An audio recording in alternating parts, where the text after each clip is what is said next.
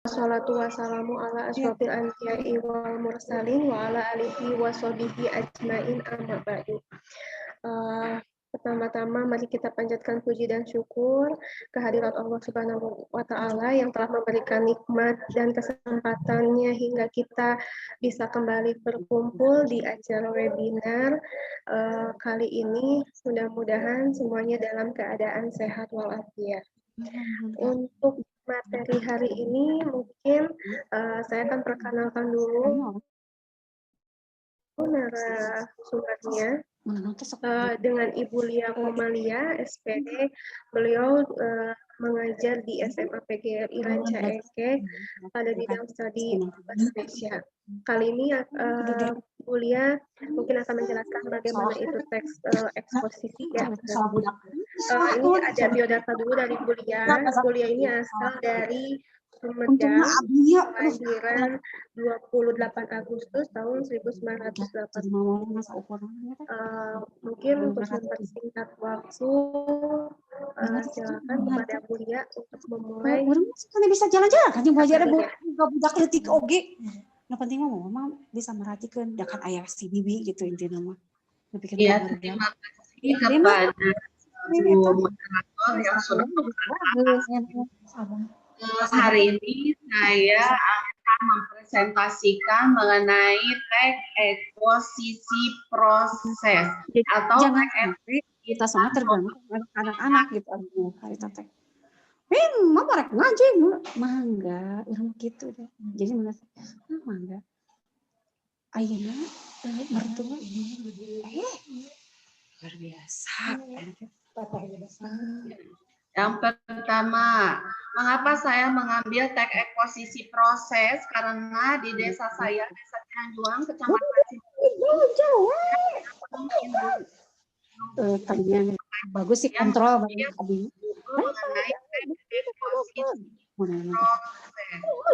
eksposisi proses. Tanpa Jakarta. Iya, kayak ulin kamana. Di sini ada ciri-ciri. Yang pertama ada pengertian teks eksposisi. Teks eksposisi adalah salah satu pengembangan paragraf dalam penulisannya yang mana isinya bertujuan atau ditulis dengan tujuan untuk menjelaskan atau memberikan pengertian dengan gaya yang singkat, akurat, dan padat. Jadi teks eksposisi untuk ke orang kan ada belanja hampir 1 juta wajib beli tas 2 beli tas 2 beli sepatu jeung sepatu tutong teh geuningan sepatu tutong jeung sandal urang mah asal bahagia we gitu orang tua teh sering kalau tadi karaos saya ulangi ya karaos ku abi kadang saya ibu bapak karaos pisan urang teh jeung saha. Jadi rezeki kita tuh memang apa ya bertambah gitu lah intinya ketika ada orang tua ini teh gitu ternyata kapan aja kayak ngomong kuat sabulah dulu saya ternyata ayah terus saya masih sedih gitu makanya aku dia kata teknik sinan dinya mereka punya bayar orang ayana oke ibu mertua da orangnya berhenti tipe pendengarnya bayi akhirnya ada pasti cuma teman ada musibah ini pasti ada orang itu pernah pasti jadi adik-adiknya sistemnya dipelajari gitu kumaha orangnya kumaha itu nanti kan curhat sering kan mau di abi maaf ibu bapak untuk memulai ini presentasi yang lainnya moodnya dimatikan dulu sebentar. Terima kasih. Sampai badami kartu wajib kasih teh is. Orang nauna gitu orang mau minantu gitu kan. Tapi kan ada orang jadi ketika mereka datang ke rumahnya ya benar kudu ada iya geus sarua kalau tuh orang gitu. Memperlakukannya gitu. Kami tetap enak kalau masak kamu sih kasar. Jadi tetap perlakukan walaupun itu mertua kita. Itu sama mertua kita. Kudu karunya itu. Entong beda ieu mitoha gitu. Kalau sama ada tidak perik gitu kan. Entong kan Kak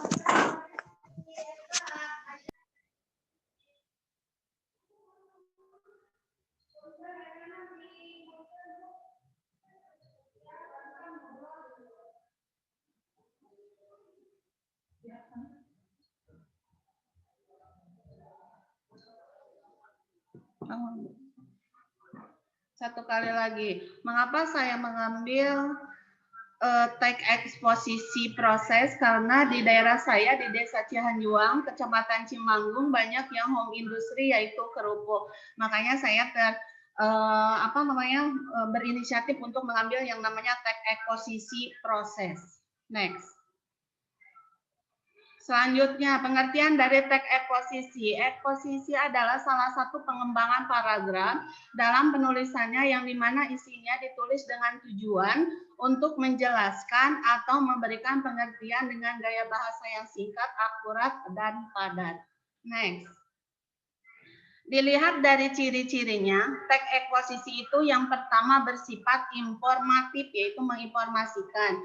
Yang kedua bersifat objektif, adalah pada pembahasan tidak menggunakan kata atau frase yang bersifat menarik, jadi langsung ya bersifat baku. Kemudian yang ketiga berdasarkan fakta, bersumber pada penelitian yang diperlukan untuk mengajukan sebuah informasi. Kemudian menggunakan pronomina, biasanya kan kelas kata ada nomina, ada adjektiva, dan lain sebagainya. Kemudian menggunakan konjungsi. Konjungsi itu bisa berbentuk argumen penulis yang diperkuat dengan adanya fakta dan data. Kemudian yang selanjutnya, yang terakhir memakai bahasa baku. Ya, selanjutnya. Jenis-jenis tag eksposisi. Yang pertama adalah tag eksposisi definisi. Merupakan eksposisi yang bertujuan memaparkan definisi tentang sesuatu topik tertentu. Kemudian ada tag eksposisi proses. Merupakan cara-cara atau langkah-langkah untuk melakukan atau membuat sesuatu secara lengkap dari awal sampai dengan akhir. Ada lagi teks eksposisi klasifikasi, yaitu berfungsi untuk mengelompokkan atau membagi sesuatu ke dalam golongan tertentu. Ada lagi teks eksposisi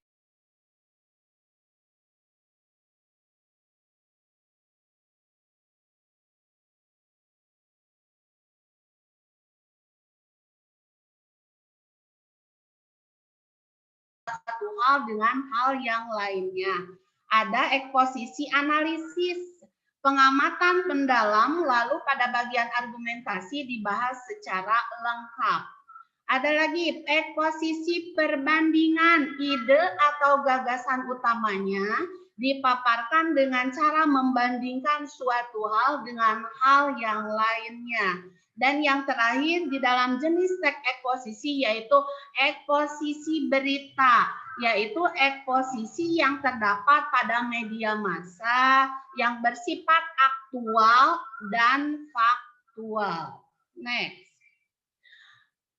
Nah, di sini saya akan menerangkan atau membahas tentang teks eksposisi proses, yaitu berisi penjelasan mengenai tata cara melakukan suatu hal. Di sini saya mengambil tentang proses pembuatan kerupuk. Mengapa saya mengambil proses pembuatan kerupuk? Tadi satu kali lagi saya bahas karena di desa saya, Desa Cihanjuang, Kecamatan Cimanggung, banyak yang home industry yaitu kerupuk. Makanya saya mengambil tentang teks eksposisi proses. Oke, next. Nah, di sini pembuatan kerupuk golong namanya, nama kerupuknya adalah kerupuk golong. Bahan-bahannya yang pertama adalah tepung tapioka, ada bawang putih, kemudian ada garam, ada terasi, kemudian sarden, ada penyedap rasa, dan daun bawang. Bawang daun atau daun bawang. Oke, selanjutnya. Nah, ini di sini ada proses pembuatannya ya. Yang pertama adalah videonya busik. Videonya yang pertama.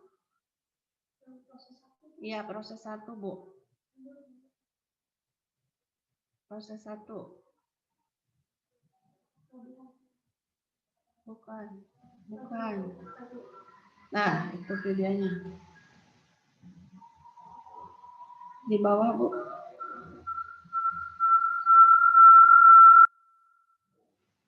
Ya, yang pertama haluskan bumbu, bawang putih, penyedap rasa, sarden, dan terasi. Ini bahan-bahannya karena kemarin saya ke sana udah di blender, jadi udah dihaluskan ya, jadi seperti ini. Kemudian yang kedua, proses yang kedua.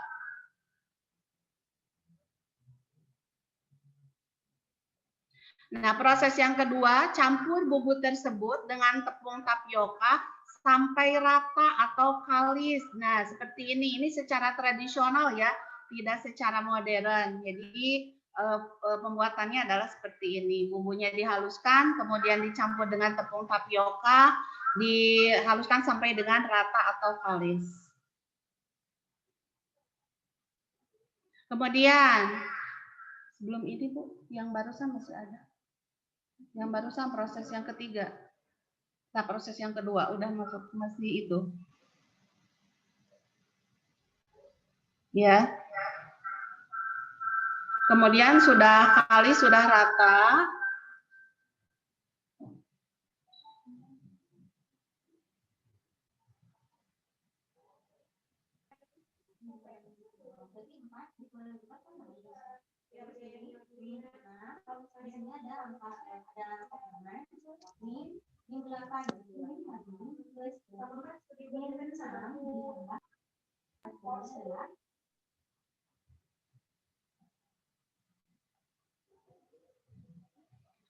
Setelah kalis atau rata, masukkan adonan ke tempat pengepresan. Nah, ini dimasukkan ke tempat itu, kemudian dipres, nanti akan keluar dengan cara sendirinya. Nah, ini pengepresan lalu dicetak secara tradisional.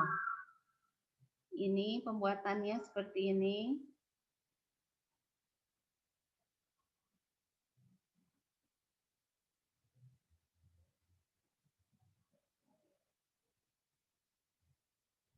Masih itu.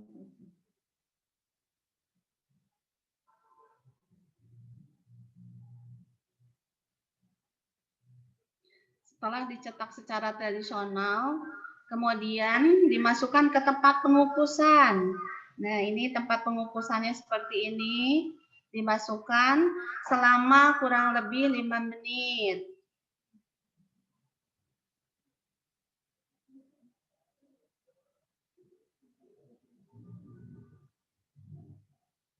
Setelah 5 menit, kemudian dipindahkan dari tempat yang tadi.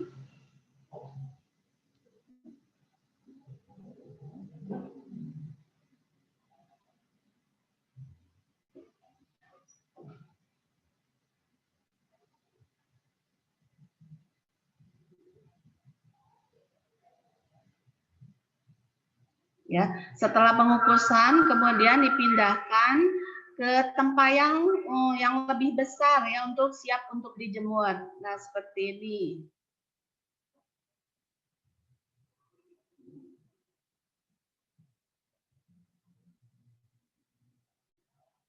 Proses yang ketiga. Nah, proses yang ketiga. Ini adalah penjemuran.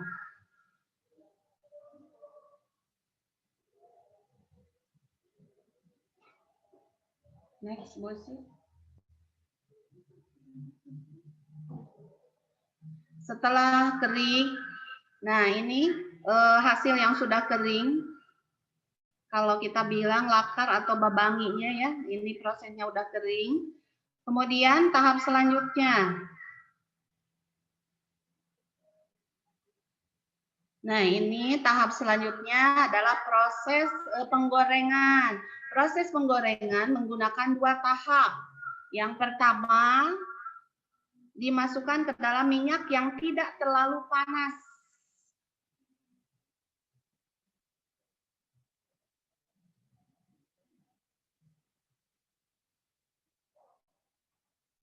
Maaf, ini minyak kelapanya kayak yang minyak gorengnya kayak yang hitam, tapi bukan karena saking panasnya ya di sini suhunya saking panas. Nanti di proses yang ke-6 bisa dilihat panasnya bagaimana.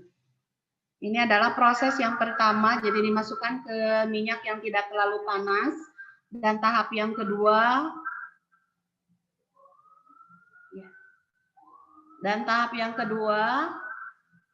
dimasukkan ke minyak yang sangat panas.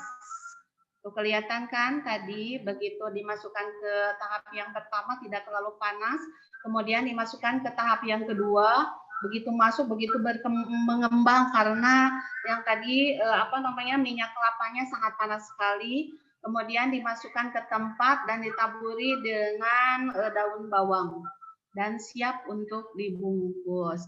Itulah proses pembuatan kerupuk dalam teks eksposisi proses. Ini proses yang tadi saya ungkapkan, mulai dari langkah yang pertama dihaluskan bumbu, kemudian sampai dengan pembungkusan. Ya, saya kembalikan ke moderator. Silakan moderator. Ya, terima kasih Bu Lia yang sudah memaparkan teks eksposisi pada pembuatan kerupuk.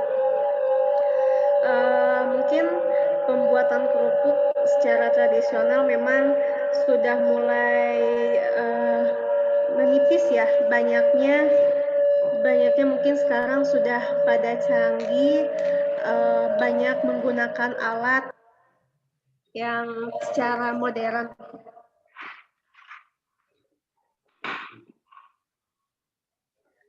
Mungkin kepada Ibu Bapak yang hadir di acara untuk diadakannya tanya jawab, barangkali ada yang mau ditanyakan, bagaimana itu teks eksposisi tadi yang telah dijelaskan Bu Lia. Karena mungkin kebetulan saya juga bukan dari bidang bahasa, saya lebih mencermati ke pembuatan kerupuknya tadi ya.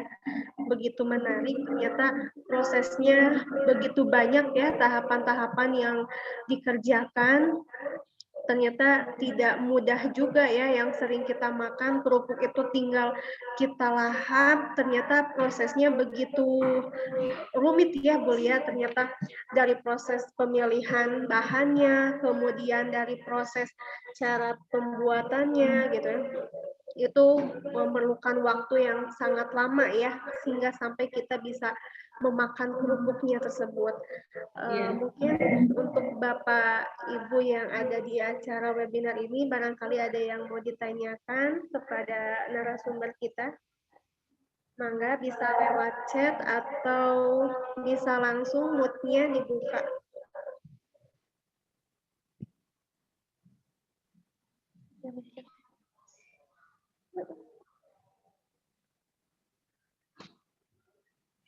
Silakan yang bertanya ya. Prosesnya sangat sangat agak sedikit rumit, tapi itu ada proses-proses tertentu ya untuk membuat yang namanya teks eksposisi proses atau di dalam pembuatan sebuah kerupuk. Hanya bedanya kalau di dalam teks eksposisi proses di dalam bahasa Indonesia itu berbeda dengan teks eksposisi di dalam bahasa Inggris ya. Tapi kalau teks bahasa Indonesia itu teks eksposisi proses yaitu mengarah kepada proses pembuatannya. Tadi kan sudah dikatakan bahwa yang namanya di dalam proses teks eksposisi itu macam-macam, ada definisi, ada proses, ada klasifikasi, ada ilustrasi. Makanya kalau ada yang ditanyakan mengenai apakah sama antara teks eksposisi proses di dalam bahasa Indonesia dengan pembelajaran bahasa Inggris, itu memang beda. Kalau di eksposisi bahasa Indonesia itu eksposisi proses mengenai pembuatan sesuatu, boleh membuat vlog, boleh membuat teh manis ya, boleh membuat kerupuk, boleh membuat donat dan lain sebagainya. Hanya yang ditekankan adalah eksposisi prosesnya. Jadi di mana ketika kita akan membuat sesuatu itu harus tahu yang namanya prosesnya. Jadi tidak langsung jadi ya. Jadi ketika lihat langsung jadi tindakan, jadi ada proses-prosesnya. Nah itu disebut dengan teks eksposisi proses. Ya, jadi mungkin di sini prosesnya ya Bu Lia ya. Ya, yang ditekankan adalah di sini kan teks eksposisi proses, jadi proses pembuatannya gitu ya. Ya. Ini ada yang bertanya. Oke. Dari Bu Mariati ya. Mau bertanya Bu, kira-kira butuh modal berapa kalau mau bikin kerupuk dalam partai besar? Oke. Di sini saya mau dijawab ya. Di sini ya, kalau untuk kerupuk yang saya tadi demonstrasikan atau melihat yang namanya proses, membutuhkan modal yang sangat banyak ya, karena prosesnya begitu rumit, kemudian mulai dari bahannya, kemudian alatnya, tapi ada juga yang lebih murah. Kalau yang ini mungkin kurang lebih 5 juta sampai dengan 6 juta rupiah. Nah, tapi kalau ada juga yang hanya bermodalkan sedikit. Nah, contohnya kerupuk yang kita sering makan yaitu kerupuk dole atau lakar, ya, lakar yang warna-warni itu kan cuma dimasukkan yang namanya bahan-bahannya, kemudian ditempel, setelah ditempel jadi bisa dikeringkan, tapi kan itu melalui proses pengukusan, kemudian ada penyahan, itu kan membutuhkan yang namanya kerja di dalam gitu. Jadi kurang lebih dengar bukan jadi terima kasih kurang lebih 5 juta sampai dengan 6 juta untuk pakai yang besar ya. Jadi ya, ada lagi yang mau ditanyakan? Mangga ada yang ditanyakan. Oh, ini ada Bu Iin. Assalamualaikum warahmatullahi wabarakatuh. Katanya izin bertanya, Bu, mengapa harus digoreng dengan menggunakan minyak 2 tahap? Ya. Terima kasih Bu Iin. Mengapa yang harus digoreng? Karena yang saya teliti di sini, ini adalah minyak, ini adalah kerupuk yang digoreng. Ada juga yang kerupuknya di santai pakai pasir, tapi yang saya teliti di sini adalah kerupuk yang digoreng. Mengapa buat tahap? Karena kalau kita satu tahap tidak akan mengembang, ya, tidak ada mengembang. Tapi buat tahap yang pertama adalah dengan minyak yang tidak terlalu panas, kemudian yang kedua dengan minyak yang sangat panas. Makanya akan berkembang kalau tidak berkembang ya. Contohnya hanya 1 kali penggorengan atau dalam 1 tahap itu tidak akan mengembang secara yang kita inginkan gitu. Mungkin nanti kalau yang untuk 1 tahap itu mungkin akan ngomong gitu, tidak akan sudah meramu jadinya, nah gitu, tidak akan seperti itu, renyah tidak akan renyah, tapi misalnya kalau untuk 2 kali penggorengan, kemudian penggorengan yang kedua dengan minyak yang sangat panas, di sana diperlihatkan agak sedikit hitam, bukan hitam itu, bukan hitam dari minyak yang bekas atau gimana, enggak, itu saking panasnya, jadi seperti itu. Jadi begitu dimasukkan dari tahap yang pertama ke tahap yang kedua, begitu mengembang, itu saking panasnya. Terima kasih, ada lagi yang Oh, jadi mungkin boleh untuk kerupuk sendiri, kalau misalkan kita lihat tadi dari video, memang minyaknya kelihatan pekat hitam ya. Itu bukan bekas ya, karena mungkin yang hasil penggorengan itu kan memang ada tepung ya, mungkin ya ketika terkena minyak, memang yang awalnya tepung itu kering, ketika masuk ke dalam minyak panas mungkin agak ada tekstur yang berubah ya, Bunda ya. Jadi mungkin warnanya agak gelap. Ya, tadinya kan ketika kita melihat dalam proses yang setelah pengeringan, warnanya kan merah, ya, merahnya merah merah pasti. Kemudian kita dimasukkan ke penggorengan tahap kedua, tahap pertama itu masih ada sedikit merahnya kelihatan. Kemudian di tahap yang kedua, karena penggorengannya tadi dilihat dari minyaknya sangat pekat, sangat hitam, tapi itu bukan bekas, itu adalah saking panasnya kerupuk tersebut. Nanti kalau sudah dimasukkan dari tahap 1 untuk tahap 2, insya Allah akan berkembang secara sendiri gitu. Jadi kalau satu proses itu tidak akan renyah ya, tapi kalau untuk dua proses insya Allah akan renyah. Kemudian tadi dikatakan juga mengapa digoreng, karena jenis-jenis kerupuk yang saya tahu ya, dari mulai kombinasi itu yang saya tahu ada hampir 10, padahal lebih dari 10 jenis kerupuk. Kemudian ada juga yang tidak digoreng, hanya kalau tidak digoreng itu disangrai pakai asin. Kemudian rasanya ada sedikit asin ya Bu ya, karena itu nanti untuk melihat yang namanya berkembangnya di dalam yang namanya rasanya asin, maka ketika digoreng atau digoreng pakai asin itu akan mengembang dengan secara sendiri.